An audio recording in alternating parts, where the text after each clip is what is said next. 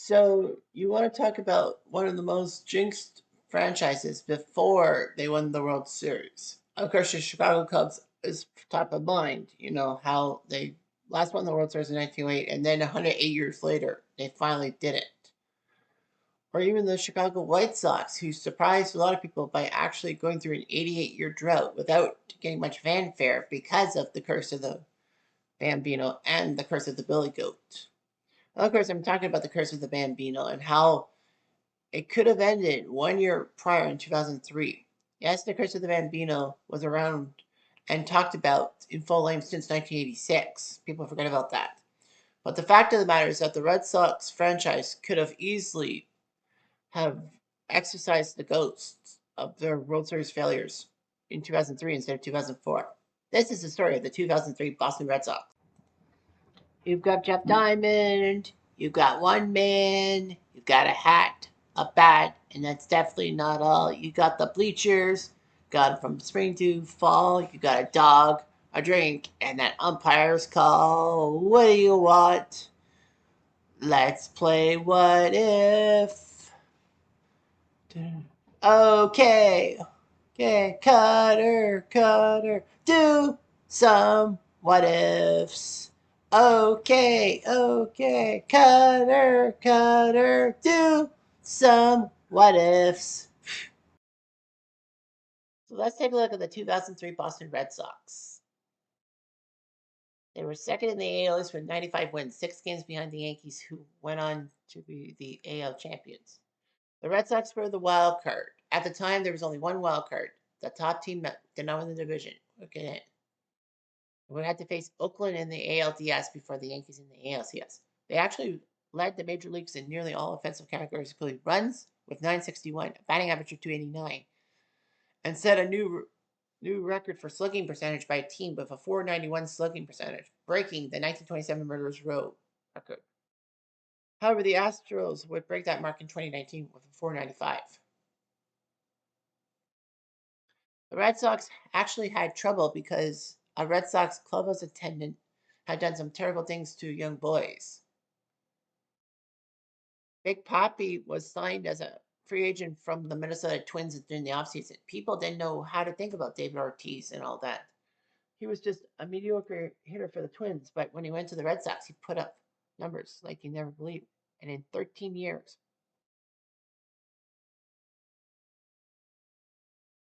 he was there for the Red Sox.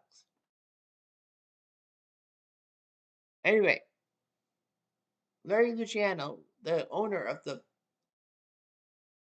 Red Sox, needed a new GM and wanted to hire J.P. Ricciardi, a local boy from the New England area, who was the GM of the Blue Jays. But Ricciardi rejected the offer and signed a new long-term deal with the Blue Jays.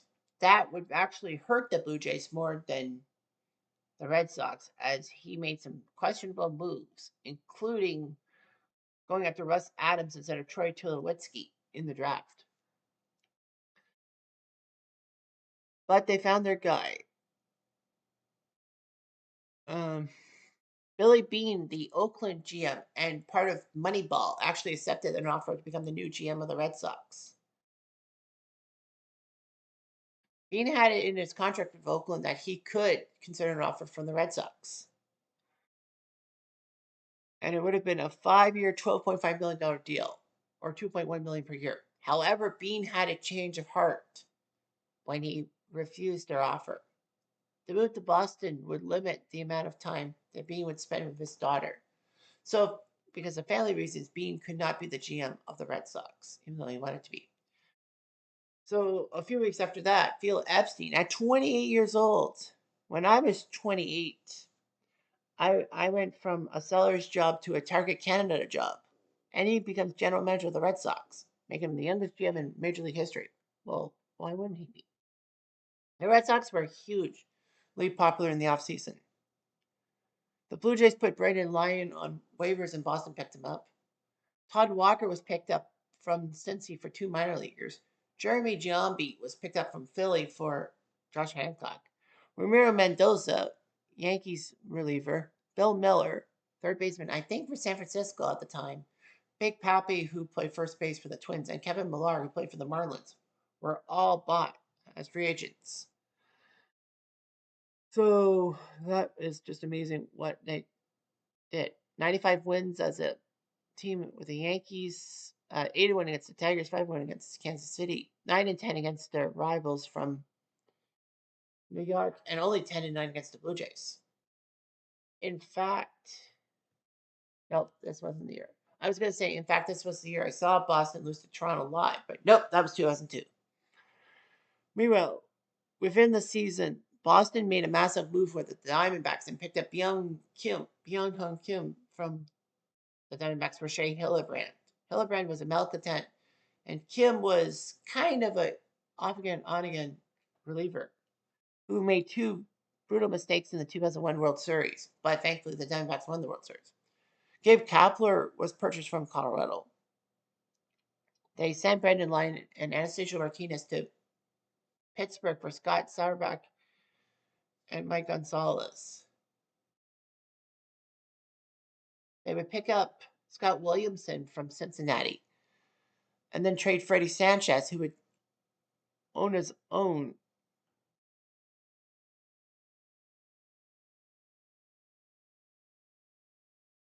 for Jeff Supine. So they traded them to Pittsburgh for Supine. And Lou Maroney was acquired by the Red Sox from the Padres. Opening day, they had Johnny David in center, Todd Walker at second, Nomar at short. Memorably left, Kevin Millar at first, Shea Hildebrand at third, Jeremy Giambi DHing, Trot Nixon in right field, Jason Varitek catching, Pedro Martinez pitching. It's weird that David Ortiz was not in the starting lineup.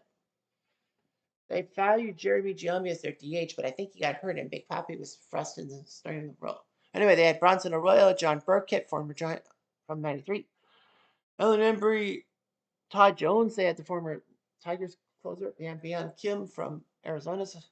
Derek Lowe, who was a starter / reliever. Pedro Martinez. Montreal fans booed the day he got traded. Ramiro Mendoza, Scott Sauerbach, Jeff Supine, Mike Timlin, former Blue Jay icon, Tim Wakefield, the Knuckler, RIP, and Scott Williamson from the Reds. Their catchers were Bill Hasselman, Doug Marigrelli, and Jason Varitek, so they had kind of a good catcher platoon. Nomar, Shea Hildebrand, Damian Jackson, Kevin Millar, Bill Miller, and Todd Walker for your infielders. Johnny Damon, Gabe Kapler, Trot Nixon, and Man Ram were pretty much your outfielders. Grady Little was the manager. So they lost the first game of the year in March. April, they were 18-9, 667, which is pretty good, on pace for 108 wins. One game below 500 in May. June +6, July +5, August only one game below 500, and September +8. Yeah, Big Papi came into his own as DH after a while. The starting rotation, Derek Lowe moved from the bullpen to starter, 17 wins. He knew how to do it. Wakefield with 11-5, not bad. Pedro was 14-4. John Burkett was 12-9. Young Kim became the closer for the Red Sox at the end of the year with 16 saves. And then came the postseason. They took on the Oakland A's in the ALDS. They went to Oakland, got their butts handed to them in 2 games, and it looked like it was game, set, match. The ALDS was going to go to Oakland. Boston was just playing out the string. Wait till next year. But then they won 3-1 on a Trot Nixon 11th inning home run that kept the series alive. And then the Red Sox walked it off again to force a game 5 the next day in Oakland, in which they won 4-3. They were the 3rd team to win the ALDS, being down love 2, and that was the '95 Mariners against the Yankees and the '99 Red Sox against Cleveland. In the ALCS, they took on the Yankees, and it was a big battle. First 2 games were split, and then headed to Game 3 at Fenway Park. Pedro and Roger Clemens were going after each other. It was the new Red Sox ace against the old Red Sox ace.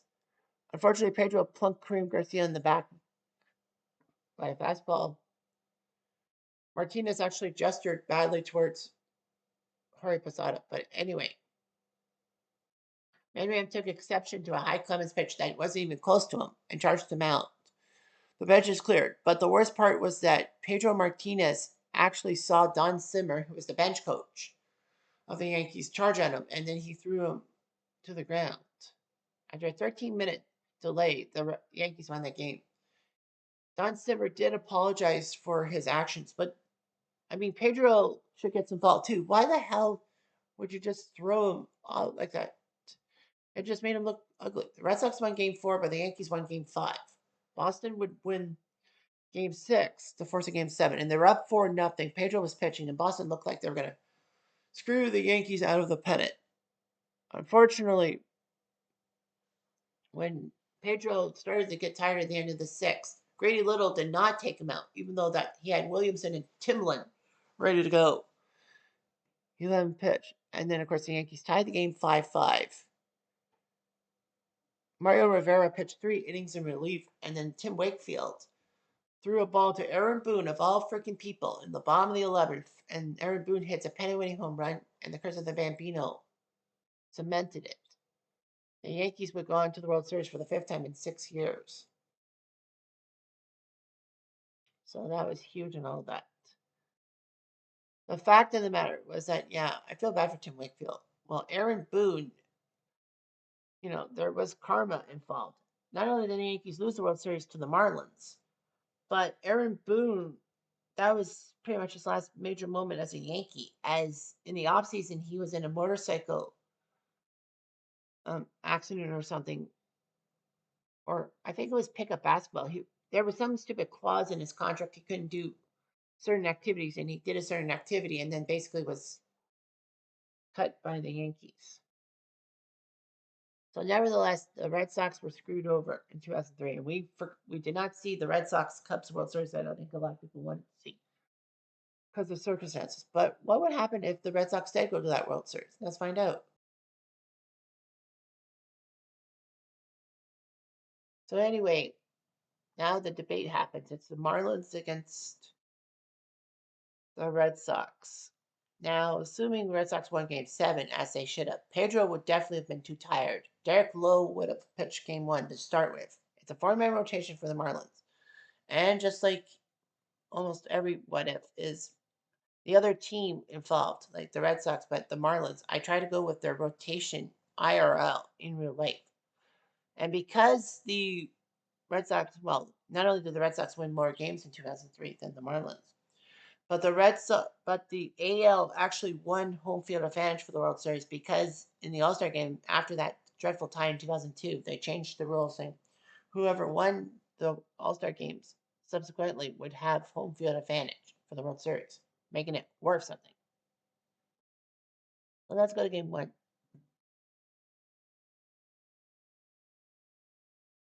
And the Red Sox got their asses handed them 14-6.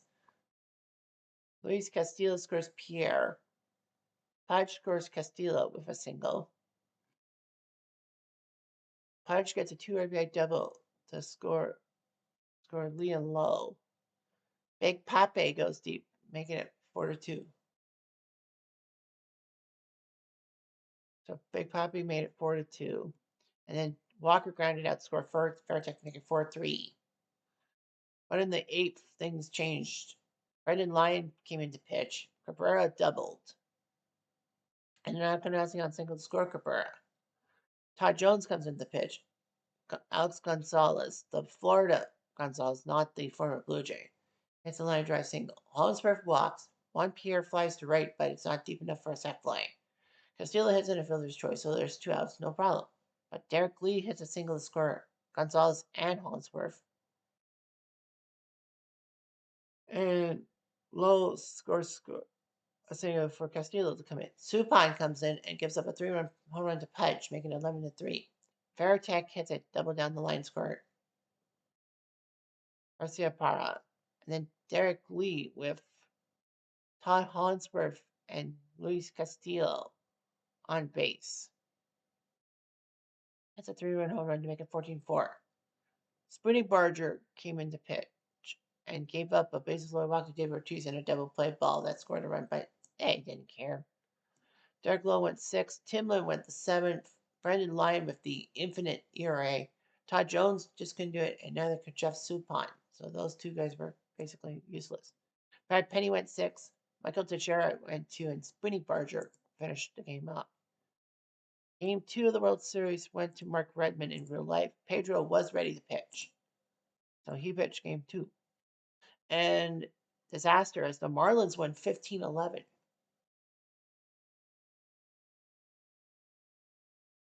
In the first inning, Luis Castillo hit a single to score 1 PR. Derek Lee hit a double down the left field line to score Castillo. Pudge singles to score Lee. Miguel Cabrera triples to score Pudge. Encarnacion doubles to score Cabrera. And then Holsworth hits a single to score Encarnacion. 6 runs. Bill Miller hit an RBI single to score Damon, and Trent Nixon scored Miller with an infield single. Pudge sacked flies to make it 7-2. And in the 6th, Pudge singles scored. Luis Castillo supine pitches. Cabrera greets him with a double score low. Encarnacion gets a double to score Pudge and Cabrera. Holsworth doubles to score Encarnacion. Juan Pierre singles to score Hollingsworth. 13-2. Red Sox win go quietly as Jason Varitek hit a 3-run home run down the right field line to make it 13-5. Nora Garcia-Parra hit a 2 RBI double in the 7th, making Michael Tejera come into pitch. Encarnacion went deep in the top of the 8th to make it 15-7. Rio Mendoza was thrown out there. Manram hit a 3-run home run to left center to make it 15-10. Almanza came into pitch and gave up a fly ball single to Big Papi to make it 15-11. So Urbina came in.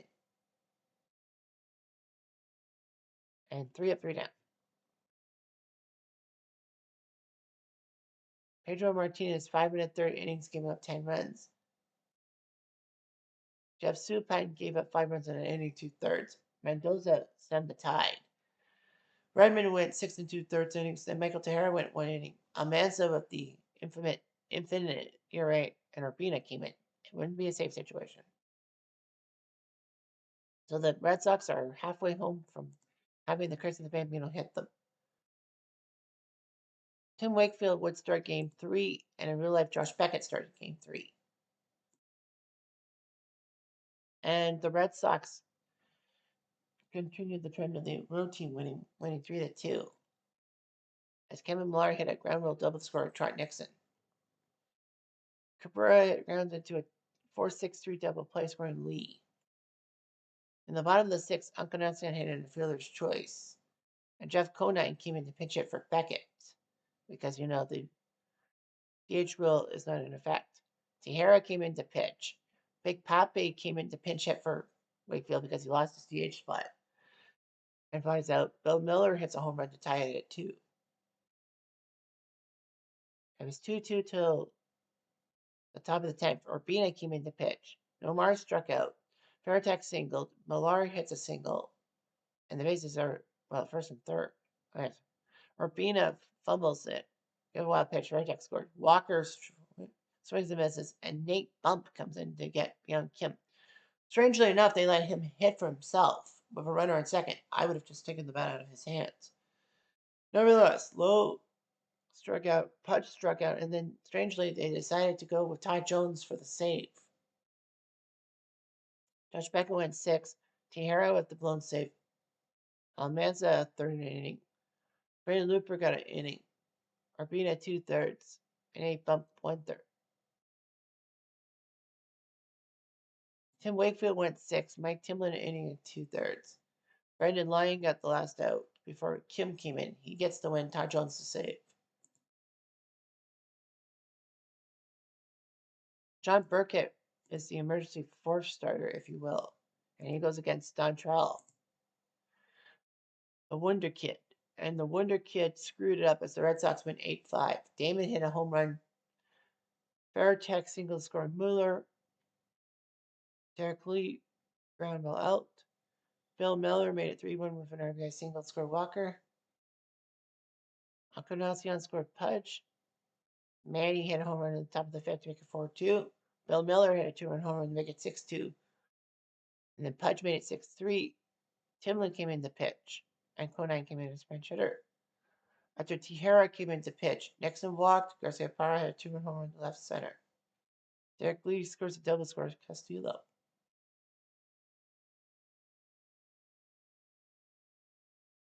Castillo grounds outscored Gonzalez. Ty Jones scores. Young Kim came in for the save and got 3 of 3 down. Dow Trail 6. Tahara 2. Almanza 1. Josh Beckett 5 innings. Tim Lynn inning 3/3. Then Brendan Lyon an inning. Jones came in for the 8th, last out of the 8th, and then Kim came in for the save.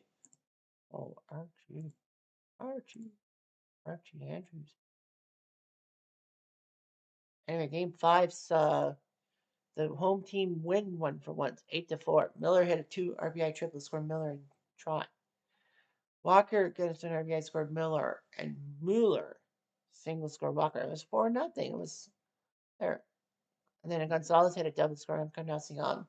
And then the bottom of the third was things unraveled. Pudge doubled to score Lee and Lowe. Cabrera single score Pudge. And then Encarnacion hit a 2-run home run to make it 6-4. Suppan had to come in to finish the inning. Derek Lee had a 2-run home run to center field, make it 8-4. And that was it. Almanza came in, even though it was not a safe situation. Brad Penny got 6, Teixeira 2, Almanza 1. Derek Lowe 2 2/3, didn't do so well. Supine 4 1/3, and then Mikey Timlin. Let's go Red Sox, let's go Red Sox. Pedro and Beckett. Pedro and Beckett, baby. Beckett pitched game 6 in real life, and this would be the Marlins' magnus opus, winning in 6 games against the Red Sox. So they would have done to the Red Sox what they did to the Yankees in real life and win in 6.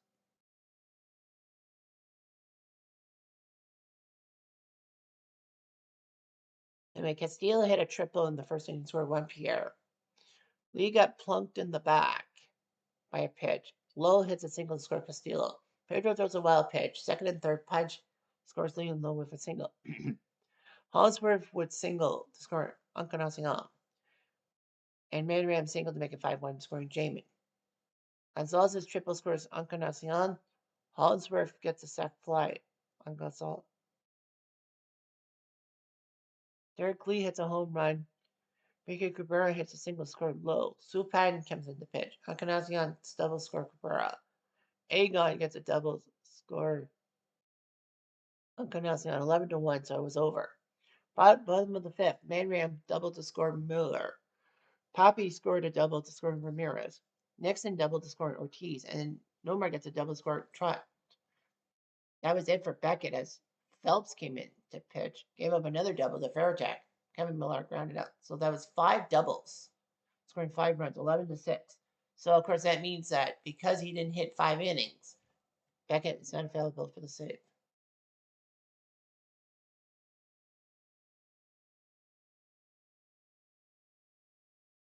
Anyway, Miller hit a single to score Walker and Damon.